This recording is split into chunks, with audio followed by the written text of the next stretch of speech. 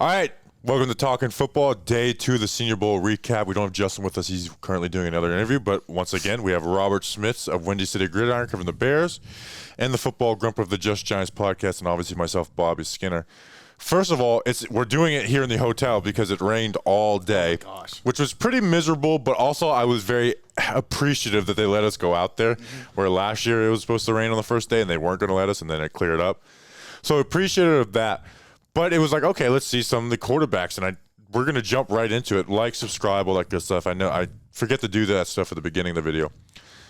And we're going to let's talk about the quarterbacks on both sides instead. We'll do national and then American, but let's start with just quarterbacks in general. And Malik Willis, we talked about him yesterday. Very exciting, but had accuracy issues. Of course. He didn't miss today. And it was raining. And we talk about the other QBs, and the rain affected other QBs, including, specifically Kenny Pickett, who had a bad day. Malik Willis looked like the clear-cut QB1 in the class. I know you don't want to judge the entire QB class of 2 days at the Senior Bowl, but if there was one guy who could make his case here the most, it was going to always be Malik Willis. And to me, he looks like the QB1 of this class. And I want to even pose this to you before we talk about him, like what he did. You're a Bears fan. You got your QB in Justin Fields. You don't know if he's the future, but you know you're not drafting the QB this year. We're Giants fans. We have the 5th pick and the 7th pick thanks to you guys. We're emotionally attached to it. Would you draft Malik Willis with the 7th pick for the Giants? You're teeing me up for something you've heard me say. I personally think Malik Willis for the Giants is a perfect fit. I mean, getting there. I have emotional attachments to the team, and I'm afraid to get the wrong QB too. Yeah, it's a big investment. Oh, of course, but here's the way I keep seeing it, right? Malik Willis is this chaotic ball of talent, and if you listen to me at all, you're going to hear that as a descriptor I've used for a different player. I'm shocked when you talk about a small school quarterback with tons of athletic ability, crazy arm, surprisingly inaccurate though. But hey, if you got the right coaching around him, you'd have a superstar. People aren't making the comparison to Josh Allen, who Brian Daboll just coached up, and after this miraculous turnaround in his 3rd year, has on his hands one of the most crazy, exciting, and entertaining superstars in the NFL. Look, I am not saying that Malik Willis is going to be anything. But like you guys saw today, when it's raining and pouring out there, you have an opportunity to see who is going to make plays in playoff football weather. Because you don't always get good weather, right? Sometimes it's going to be 15 degrees. Sometimes it's going to be snowing. Sometimes it's going to be raining. It's not always going to be nice out there. And I thought Malik's ball still cut through the air just like you would otherwise expect it to. I think he looks comfortable in the pocket. I mean, Kenny Pickett's kind of had this issue all throughout this last 2 days. I mean, we're pulling a lot out of All-Star Game practice, right? Yeah. But even so, Pickett doesn't look like he expects people to be coming at him. And Malik Willis, who played at Liberty, where their offensive line was not very good, looks plenty comfortable dodging rushers and continuing to make throws. I know you guys saw it, but I was oohing and ahhing over that one where he had a guy right in his face, shuffled about 2-3 times to his left, gave himself plenty of space, and launched a perfect 22-yard bomb down the sidelines to a tight end. I mean, he looked good today. And we talk about, I feel like he had the most to gain and the most to lose from here because at Liberty, when you play, whatever random school, you're gonna beat up on them because you're a superior talent. But when you play Ole Miss, well, the talent around you is gonna get beat up on, so it's hard to judge those guys. And last year, when I was down here, Matt was like, okay, let's look at the QBs. Mac Jones, and he wasn't a slam dunk round 1 at this time last year. It was like, okay, Mac Jones looks like a round 1 QB. The rest of the guys don't.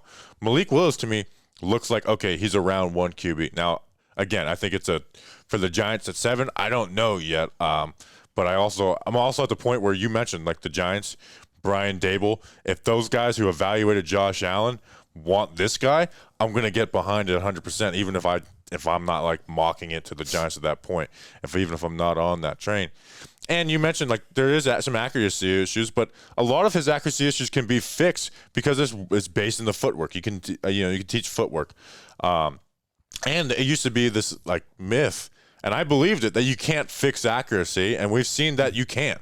There was Mike Leach's sound clips of I'd rather take the shortstop from the baseball team if he's accurate than the QB with the big arm who's not inaccurate because you can't teach accuracy. Mm-hmm. That's shown to be not true. Not to say that Lamar Jackson is going to have amazing accuracy, top 5 in the NFL, but you've seen his accuracy improve in the NFL, and he still has some questions about him. But like Lamar Jackson was like, he's kind of set the stage for a guy like Malik Willis. Josh Allen set the stage for a guy like Malik Willis, where I feel more comfortable about that than I would have 5 years ago. Oh, sure. And let me paint one more picture, and hopefully this resonates, because this is at least what I'm seeing. I come from a scientific background. I was an engineering kid in school, so make fun of me for being a nerd all you want, but there's an important distinction I want to draw. Yeah, Justin's not here. We can't bully him for being the nerd. It's the difference between accuracy and precision. Do y'all know the difference between those two like off first blush? Explain it. Accuracy, if you thought of a target, is the idea that you're going to try to hit the bullseye at all, right? Precision is the idea that over multiple attempts, you hit the same mark, wherever it is. If that's off to the bottom and the right, but you hit it 3 times in a row, you are precise but inaccurate. And if you hit the bullseye, but then you spray 2 other shots somewhere else, you were accurate but not precise. The weird thing about Malik Willis is that on the 60 to 65 to 70% of the throws that are on target, he's hitting the guys in the hands. Like, they are precise and accurate throws, and when he's missing far and away every single time. I don't know what's going up with his mechanics. Like you talked about, there are some footwork things that I know I could take an extra look at, but I find myself drawn to the fact he's not way out in front on some throws and way behind on other throws and up and down. His accuracy cone is shockingly small until he just flat out misses, and it has me thinking that there's some kind of mechanical issue that's solvable. Does that make sense? It does. So as far as accuracy being something that you can fix, I think it depends on what the accuracy issue is rooted in. And if it's rooted in your footwork, that's absolutely, I mean, obviously this goes without saying, it comes down to the effort level of the player. Everybody's a little different. If you're willing to put in the work and change something as rudimentary as your footwork, something that is ingrained in your muscle memory, if you can change that under the right, you can actually fix your accuracy issues. Also of note, I would say, is that in addition to that, he also showed some touch today. Oh, yeah. It was not just firing lasers, which is one of the things I was concerned about, is just a nonstop laser throw. We didn't see that today, and this is a one-day change. So as he progresses throughout the week, I want to keep seeing these little things like that from him. And I think all that stuff can change with And with the speed ball, not like we're talking about like accuracy and ability to move and touch. Like, he had good timing on stuff too. Like, there's dig routes, finding holes in zones, and getting guys at the right time. Now the freaking bullet of an arm helps with that, but like, he had better timing than I think all the other QBs did. So he's clear QB1.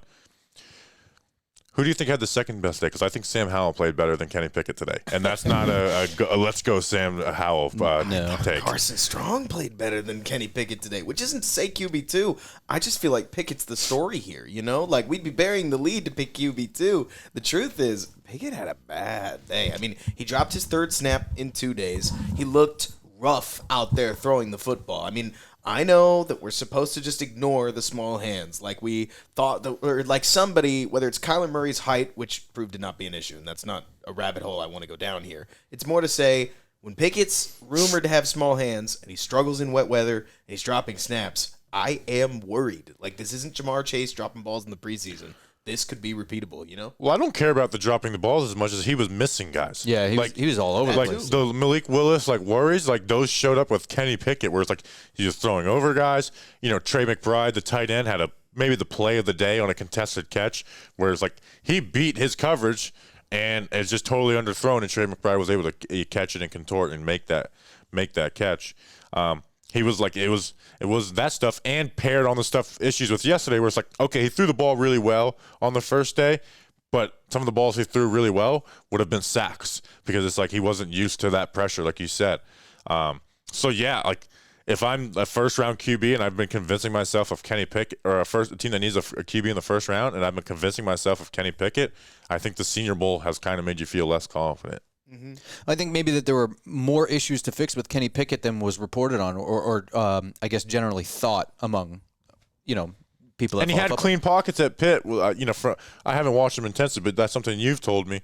And it's like, well, let's deal with adversity here at the Senior Bowl, and It hasn't been great. I mean, I'm a Bears fan. I'm watching Justin Fields, and sure, I'm still just as high on Justin Fields' tools, very similar to the way I feel like about Malik Willis. If the Giants draft Malik Willis and he somehow gets injected into the starting lineup, in like week 6 and looks unready, not weird. I mean, that's what life is with toolsy quarterbacks. You're waiting for year 2, year 3, just like we saw with Josh Allen. But the point is that Justin Fields is not dissimilar to Kenny Pickett, and that he came out of Ohio State just like how Kenny Pickett's coming out of a good Pitt team. I think there's a secret element of rawness, like something that these players have to learn when they have to deal with the fact that their team isn't just better than the guys lining up across from them. You don't get Ohio State against Rutgers. In Pitt's case, you don't get to play some of the scrubs on the roster or like on the schedule. You're probably going to a team that doesn't have a built-out offensive line, or else they wouldn't need a quarterback, right?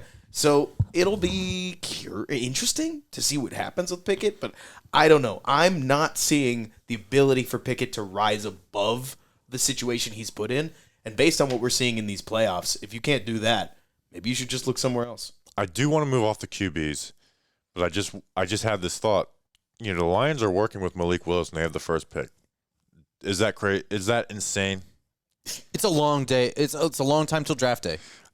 And things change, but anyway, we'll like you said, we'll talk about that in March and April, and I'm sure our answer will be put there. Maybe I'm getting way too excited after a practice in the rain. So all right, so let's talk about the national team. We focus on some of the wide receiver DBs. I know you may focus on the trenches, but I did watch the trenches, and I will say the guys who impressed yesterday impressed again. Yep. Zion Johnson looks like if your team needs offensive line help and he's there in the second round, like you got to be banging on the table to get him. Cole Strange, who's been working at center from Chattanooga, he hasn't been perfect, but he's bounced back and had good reps. He's someone who may need to show that center versatility, where Zion Johnson, he's going to play guard, even though he's showing versatility by playing center down here a little bit. And I'll say Marquis Hayes from Oklahoma, he's something me and Grump have talked about a lot, where he's just so sloppy, but he does get the job done a lot, and he's one of those players who does better in team period, but he also did better in one-on-ones. But who stood out to you mostly on the offensive line front? On the offensive line, it's always funny watching these drills because you end up with offensive linemen in situations they're just not going to get into in a game. I mean, we're talking 4.5-second pass rushes, zero help at all, and the defensive lineman knows it's pass. These are the situations, trust me, you try to avoid at all costs. These are the 3rd and 18 gotta have it moments that you just don't run into in a football game normally. All the same, I mean, most of the guys I saw Penning struggle a little bit. Like you talked about, he's clearly got the ability to play. Zion Johnson got bullied on some of his center reps. I know Falele did not play particularly well, and frankly hasn't over the last 2 days. Huge dude. But, as far as what I'm seeing, the DL, the Oklahoma guys stuck out to me. I had not had time to study enough of the DL guys to where, even though I was watching them, I was mostly watching helmets and being like, Oklahoma, that number did well. Perion Winfrey, the defensive tackle, he just brings the energy in general, but he's been winning like crazy. And what I like about him is he lets the offensive lineman know, I won that rep. Right. And who's 91 in UCLA? I pronounced it. It's a name I don't know how to pronounce. Odenegbo, I think. Or Agbanya. He had some solid plays today in both the run and the pass. I thought that was cool. And that's 2 days in a row for him. Mm-hmm. Other guys on you mentioned Trevor Penning. I think some of his lost reps were the reps like you said, where it's this is in a game, this isn't really a lost rep.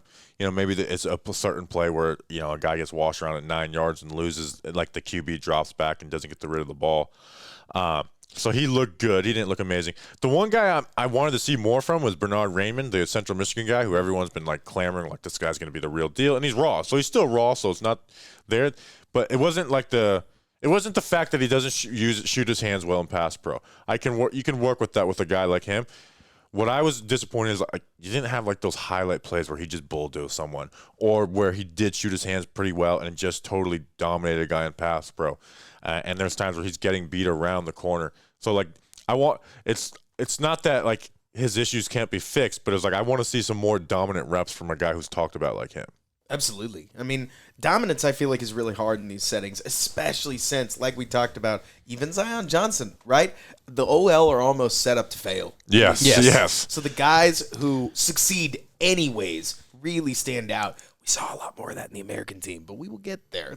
That's even something as little as small as in practice, your jerseys are loose. Right. Like, I played offensive line, and it would frustrate me so much in one-on-ones where a defensive lineman was able to grab my jersey and rip it, like from right here. And it's like, yeah, that's awesome. When I watch you in a game, you never are able to do that. Like it doesn't translate from practice to game. Like that's never happened to me in a game, but it happened to me three reps like practice. So you also were saying that certain drills will not really apply to the way players should play, right? So you said Falele, those like individual. It definitely applies, but it's like also like, we were talking. He's not going to be put on an island. He's not going to play left tackle. He's going to play right tackle, and he's shown when he's put on those 45-degree sets or those jump sets, he's able to get his hands on guys and shut them down. Mm-hmm. Like it's like he's never going to be put. Not never, but he's rarely going to be put on a vertical set on an island. Right. And when he is, it's a simple concept, but it's like, rather did the train wreck be having it in front of the QB's eyes instead of behind him?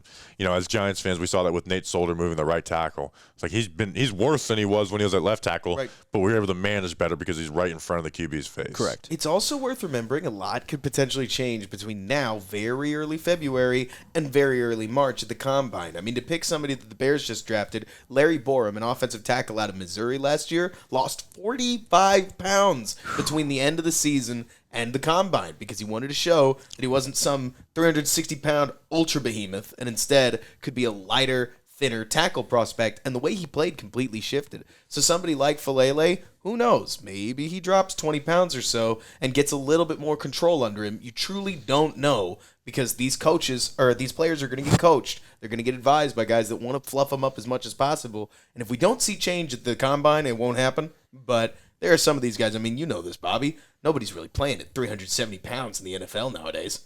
No, I don't think. I think Mekhi Becton might be the closest thing to that. Yeah. And I don't know. I don't know anything about medical issues, but part of me says he's injured all the time, and he missed this entire season, and he got injured 3 separate times his rookie season. So that's something that would probably worry me about Daniel Falele. So let's close it out on the national. Which wide receivers stood out to you? Because I honestly look at this last year, the wide receiver for the Senior Bowl, the wide receiver was stacked. I mean, you had Tony, Amari Rodgers, Dwayne Eskridge, like just name after name after name. Like this guy's probably going to be a pretty good NFL player. This year, I feel like there's like I can't guarantee you that any of these guys are going to be like really good pros, even though there's some guys that we do like. Yeah, I'll also say that the national team dealt with a lot more rain than the American one.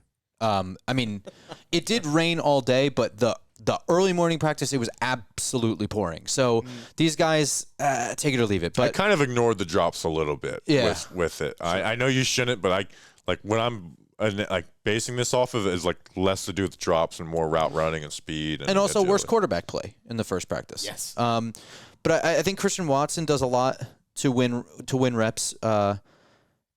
I kind of like a lot of what Beau Melton does right off the line. Me too. I really like Beau Melton so far. It's been kind of a raw deal for him. Every time he wins really badly, the throw is terrible, or it just slips out of his hands or something like that. And again, it was pouring at one point. I'm intrigued by Alec Pierce out of Cincinnati. I like his height. I think he looks pretty crisp, but he has not really flashed, I don't think. Right. I think that there are 3 guys that personally, for me, separated themselves. And granted, I'll cite my bias right now. I love a good X receiver. I love the taller guys that can get off the line because I think they're a little harder to find than maybe your Z types and slot types. Yeah. Unless you got somebody electric like Calvin Austin, but that is for the later part of the show. Right. But so Christian Watson, to me, separated himself. He looks like the alpha dog. And I mean, among a bunch of guys that are kind of the rest, right? We're looking for the best of the rest. Being the best of the rest is a real award. That's the kind of thing that'll push you up. Who looks like the guy among the rest of the guys? I thought Romeo Dobbs' footwork stood out to me on an otherwise wet day. He's a big guy, so it's going to be tougher for him to stop. And then another player that I can't stop watching, like you guys talked about, Beau Melton shows some surprising bursts down the sidelines, but a player that couldn't look worse in drills in Khalil Shakir out of Boise State looks so good in one-on-ones and just keeps winning that I'm going to have to go back to his film because I remember he stuck out to me when I was trying to watch Chad Muma and he played Boise State and I was like, I can't stop watching number 2. Oh, Shakir, he's going to be here this weekend. But a lot of interesting wide receiver names here. I'm just really curious how they're going to do in the show. Yeah, I like the American group better. And I guess we can move to the American and let's stick on wide receiver. Sure. I really like Bayless Jones Jr. of Tennessee. Me too. I just feel like he was Like, he had the stop and go that was, like, probably the best route and one-on-ones of the day. He was the guy that Malik Willis was finding on those digs and curls, and those skinny posts down the field. He's a guy at Tennessee where they put him on a bubble, get him the ball, and let him make some space. Now, he's not the most elusive guy. He's not like that Tony type level. But also, like, I was looking at the tracking stats from the first day. I think he had the third highest total speed ran there. So he just seems like he's done everything. And he had a couple touchdowns and one-on-ones. He had some really good reps today. Yeah, he was.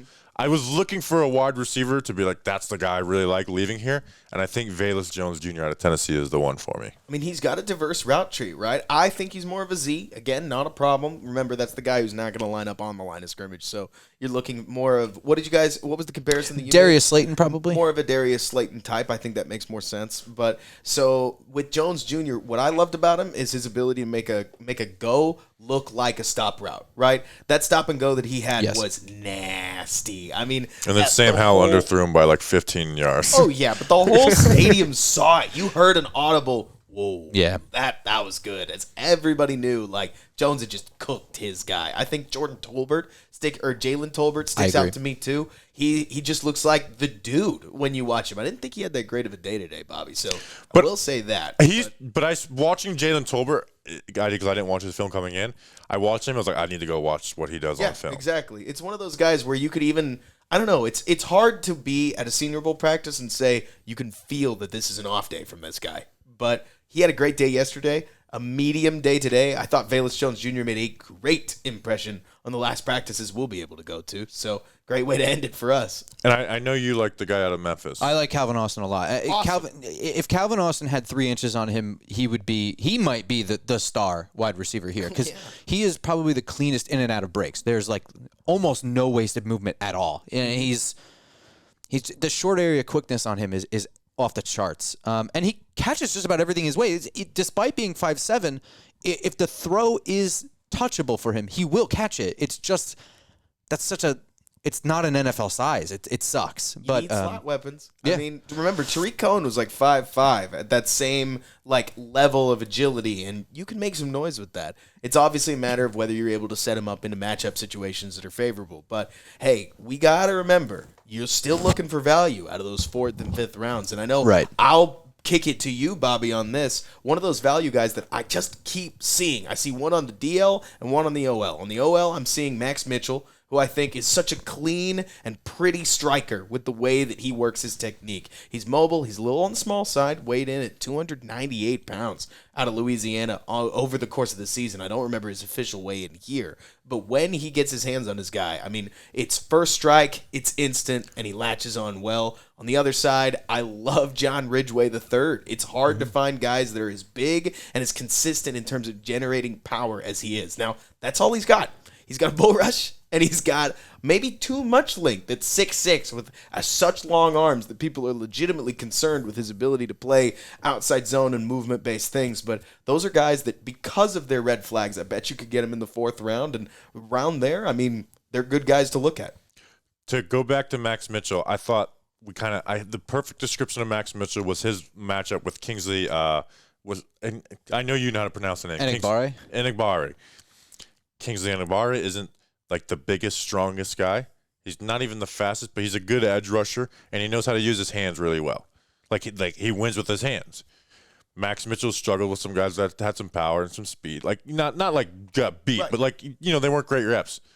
Max Mitchell dominated Kingsley. And that kind of shows what Max Mitchell is, where he's not, like you said, doesn't have the athletic profile of a top draft pick, but his technique, his hands are he's really well coached. So a guy like Kingsley, he was able to shut down, and that's why I see Max Mitchell, and this doesn't sound like some ringing endorsement. I see him as that's 10-year vet as a swing tackle who is starting games every year when injuries happen, or there's years where it's hey, this guy can be our starting right tackle for the season because we need a cheap option and we don't have the draft capital to take one of the guys at the top. I got the chance to talk to him this morning. He's a great dude. Oh, nice. Total just sidebar, but yeah, he's great.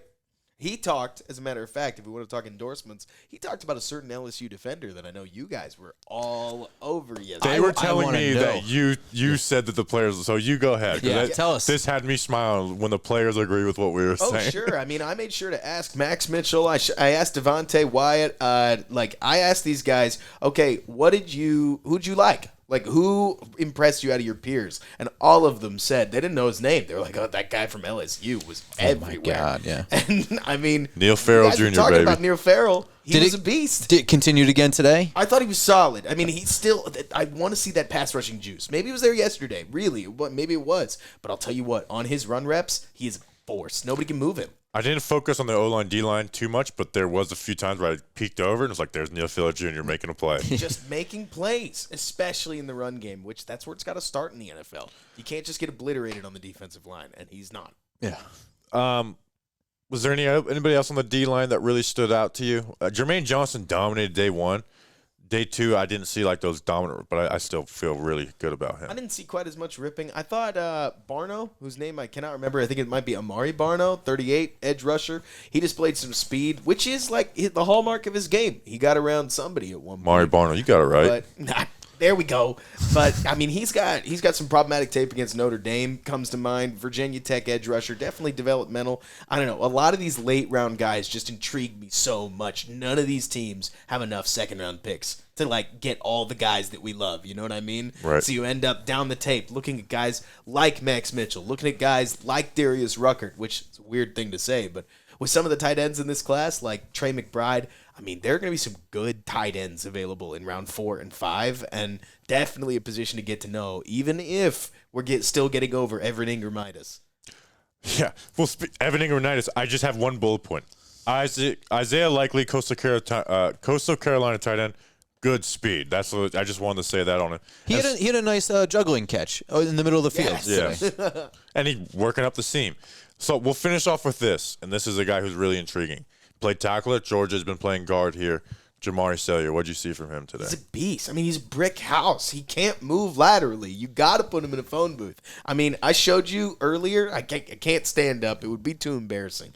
But he doesn't slide step. He doesn't kick step. He just turns his hips and hits the guy out on the edge because he doesn't have that lateral agility. But goodness gracious, I know you guys saw it because he was the only one on the field doing one-on-ones at the very end. Yeah. Nobody's getting through him. Like, there is no bull rush. You try to hit him, you stop. And when he wants to drive block you, he will. There were 2 post-practice reps that were done. That were like pass rush. That's like a Dan Campbell thing. Looks like it. Where it's like, all right, the guys who played the best today, let's get 2 one-on-ones. Let's finish the day off with some competition. Which, by the way, is awesome. Super fun. I think it's super cool. And they were for Sailor, and he absolutely won. And the whole group went crazy. And Damian Pierce, the running back from Florida, who also absolutely won. And the whole place went crazy. Went nuts. Yeah. I mean, he was smoking them. It's one of the best running back blocking reps I've ever seen. It was like a 5-second pass block. Who was that? It was Damian Pierce, the Gators running back. It was so good. I mean, he just stuck that I'm linebacker. so angry I just didn't have my phone out for that one. Honestly, if there's one position that we got to mention before the show ends, I was not enthusiastic about basically any of the linebackers. Like, I don't know if it's just a position that's being put in a real spot nowadays. That's totally possible. They weren't exactly set up to win either, but that was a position that I think I wanted to see a little bit more from. No one's popped. Here's what I will say. We actually talked about this on our stream. If there's one position, if one and 2 positions, and it's kind of one and the same, that I really am not going to take away much from the Senior Bowl, and it's going to be like pure tape, it's linebacker and running backs. Because we know how much zone coverage is a week-to-week basis of what you want guys to do. Where here's just spot zone, run fits, So, and I just, linebacker is just that spot. And it's hard to see from the side in the run fits and how it works. Like a run fit can look great or horrible on the side, and then you look at it from the back and like, oh, this is brilliant or this is horrible. But there was no. I would have liked one guy to at least pop, and there really hasn't been that. Right, and that's really all. Like you're saying, I mean, linebacker's traditionally a pretty deep position, especially because you got a lot of guys that basically have to be their collegiate hero, and so they all come out for the draft and change a little bit. I think, like you're saying, you bring up a great point. The Senior Bowl may not be the best place to be like, that's an opinion on that linebacker. But Kobe Bryant, a name I'm sure you've never heard before, Ever. played really well. So he's like the one corner we never got the chance to talk about him on the national side that I thought looked good. Darien Kendrick hasn't looked phenomenal. You didn't ask me about DBs. I'm going to plug them anyways. Yeah, get your But DBs. He looked okay. That was about it. He's his own corner. Yeah. And so these are all man reps, like off man and man, and he's getting toasted, but it's not his game. So I thought Roger McCreary really established himself. I mean, He he's a guy- walked off the field early today. I think he Yes, was hurt, did. yeah? He did get hurt. So that's not good. But when he is on the field, he's showing versatility in both the nickel and outside corner, which as a shorter guy, I'm sure that's just versatility for him that he can use going forward. So it'll be interesting to see where any of these guys end up. I mean, there's some developmental talent in the corners, but if I could be really bold with you guys, I'm not a DB coach. It's harder for me to suss out which of the fourth-round DBs have real talent versus which ones win more often than not. Yeah, I'd agree with that myself. All right, hopefully we'll have a day 3 recap, even though it's basically like impossible at this point. I'm seriously thinking about just They showing. canceled it, didn't they? Like it's on Twitter. They said it's indoors. Yeah, but I have thought about just showing up and pretending I belong. Do it. I think I'm going to try. What's the worst that could happen? I could just play dumb and act like I didn't know. They get you kicked out. You know, we're not big enough yet where that's this it. is going to They be tell you no. tweeted at, That's all you know, it is. Jim They, Nagy. they won't let us in, I think, at that point. That's It's okay. just be like, and if the answer is no, then it's turn around and leave. Right. That's it. If the answer is no, you make a scene. I like Throw a fit. I'm from John Boy Media. Let me in. I'll have John Boy do a breakdown on this. Subscribe to the Just Giants podcast. We'll put the links in the description. Subscribe to the Run Pass option. Links in the description. We appreciate you guys. I don't know how to close these out because we finished all our Giants stuff with Let's Go Big Blue. But let's go football. Let's go football. Absolutely. I appreciate you guys.